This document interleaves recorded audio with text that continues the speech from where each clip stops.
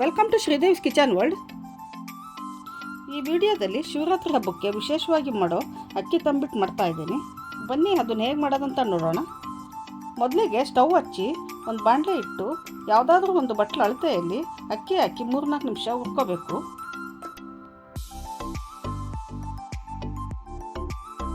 ಒಂದು 3-4 ನಿಮಿಷ ಆದಮೇಲೆ ಅಕ್ಕಿ ಹುರಿದಿದ್ದಾಗಿದೆ. ಇದನ್ನು ಒಂದು ತಟ್ಟೆಯಲ್ಲಿ ಹಾಕ್ತಾ ಇದ್ದೀನಿ. ಮತ್ತೆ ಅದೇ ಬಾಣಲಿಗೆ ಒಂದು 3 ಸ್ಪೂನ್ ಅಷ್ಟು ಹೆಸರುಬೇಳೆ ಹಾಕಿ ಕೆಂಪಗಾಗೋವರೆಗೂ ಹುರಿತಾ ಇದ್ದೀನಿ.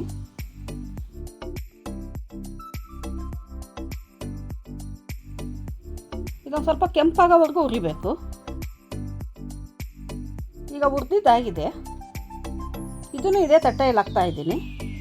ಈಗ ಅದೇ ಅಳತೆಯ ಕಪ್ಪಲ್ಲಿ ಅರ್ಧ ಕಪ್ ಆಗೋಷ್ಟು ಕಡಲೆಬೀಜ ಹಾಕಿ ಹುರಿತಾ ಇದ್ದೀನಿ. ಇದು ಹುರಿದು ಆರಿದ್ಮೇಲೆ ಕಡಲೆಬೀಜ ಸಿಪ್ಪೆನೆಲ್ಲ ತೆಗಿಬೇಕು. ಇದು ಕೂಡ ಹುರಿದಿದ್ದಾಗಿದೆ. ಒಂದು ಪ್ಲೇಟ್ಗೆ ಹಾಕ್ತಾ ಇದ್ದೀನಿ.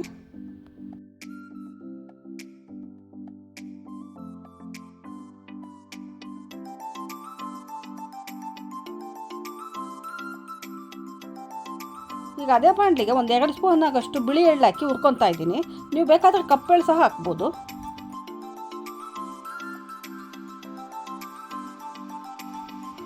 ಇದು ಕಪ್ಪಾಗೋವರೆಗೂ ಹುರ್ಕೋಬಾರ್ದು, ಸ್ವಲ್ಪ ಕೆಂಪಾದರೂ ಸಾಕು. ಎಳ್ಳು ಹುರಿದಾದ್ಮೇಲೆ ಒಂದು ಬೌಲ್ಗೆ ಹಾಕ್ತಾ ಇದ್ದೀನಿ. ಈಗ ಹುರ್ಕೊಳ್ಬೇಕಾಗಿರೋ ಪದಾರ್ಥಗಳನ್ನೆಲ್ಲ ಹುರಿದಿದ್ದಾಗಿದೆ. ಈಗ ಎಲ್ಲ ಹುರಿದಿದ್ದಾದ್ಮೇಲೆ ಅದೇ ಕಪ್ ಅಳತೆಯಲ್ಲಿ ಒಂದು ಮಿಕ್ಸಿ ಜಾರ್ಗೆ ಅರ್ಧ ಕಪ್ಪಷ್ಟು ಕಡಲೆ ಹಾಕ್ತಾ ಇದ್ದೀನಿ. ಹುರಿದು ಸಿಪ್ಪೆ ತೆಗೆದಿರೋ ಅರ್ಧ ಕಪ್ಪಷ್ಟು ಕಡಲೆಬೀಜ ಹಾಕ್ತಾ ಇದ್ದೀನಿ. ಈಗ ಇದನ್ನು ತರಿಯಾಗಿ ರುಬ್ಕೊಂಡಿದ್ದೀನಿ, ಜಾಸ್ತಿ ನುಣ್ಣಗಾಗಬಾರ್ದು. ಈಗ ಅದೇ ಮಿಕ್ಸಿ ಜಾರ್ಗೆ ಹುರಿದಿಟ್ಕೊಂಡಿರೋ ಅಕ್ಕಿ ಮತ್ತು ಹೆಸರುಬೇಳೆ ಹಾಕಿ ನುಣ್ಣಗೆ ಪೌಡ್ರ್ ಮಾಡ್ಕೊತಾ ಇದ್ದೀನಿ. ರುಬ್ಬಿರೋ ಪುಡಿನೆಲ್ಲ ಕಲಿಸ್ಕೊಳ್ಳೋಕ್ಕೆ ಒಂದು ಬಾಣಲಿ ಅಥವಾ ಒಂದು ಪಾತ್ರೆಗೆ ಹಾಕಬೇಕು.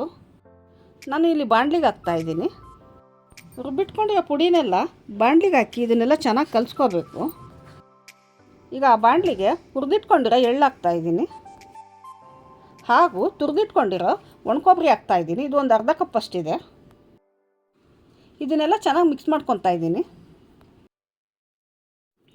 ಈಗ ಮತ್ತೆ ಸ್ಟವ್ ಹಚ್ಚಿ ಒಂದು ಪಾತ್ರೆ ಇಡ್ತಾ ಇದ್ದೀನಿ. ಈಗ ಇದಕ್ಕೆ ಒಂದು 3/4 ಕಪ್ಪಷ್ಟು ಬೆಲ್ಲ ಹಾಕ್ತಾ ಇದ್ದೀನಿ. ನೀವು ಬೇಕಾದರೆ ಒಂದು ಕಪ್ಪಷ್ಟು ಆದರೂ ಹಾಕ್ಬೋದು. ಇದಕ್ಕೆ ಒಂದು 4-5 ಸ್ಪೂನಷ್ಟು ನೀರು ಹಾಕ್ತಾ ಇದ್ದೀನಿ. ಈ ಬೆಲ್ಲನೆಲ್ಲ ಚೆನ್ನಾಗಿ ಕರಗಿಸ್ಕೋಬೇಕು.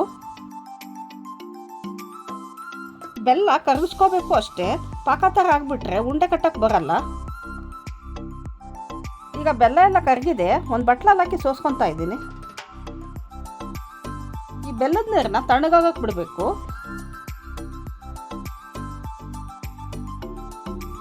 ಈಗ ಕರಗಿಸ್ಕೊಂಡಿರೋ ಬೆಲ್ಲದ ನೀರನ್ನ ಆ ಪುಡಿಗೆ ಹಾಕಬೇಕು.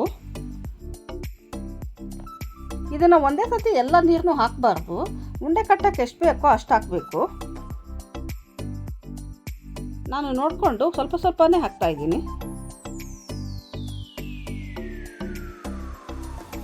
ತಂಬಿಟ್ಟು ಮಾಡೋದಕ್ಕೆ ಅಳತೆ ತುಂಬ ಮುಖ್ಯ.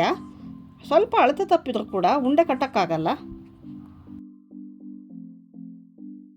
ಈಗ ನಾನು ತಗೊಂಡಿರೋ ಅಳತೆಯಲ್ಲಿ ಒಂದು 20 ಉಂಡೆ ಆಗಿತ್ತು.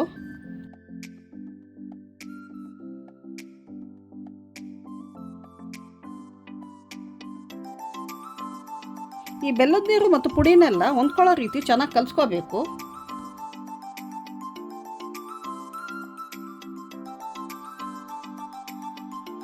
ಇದನ್ನೆಲ್ಲ ಚೆನ್ನಾಗಿ ಕಲಿಸ್ಕೊಂಡಿದ್ದಾಗಿದೆ. ಈಗ ಒಂದೊಂದೇ ಉಂಡೆ ಕಟ್ತಾ ಇದ್ದೀನಿ.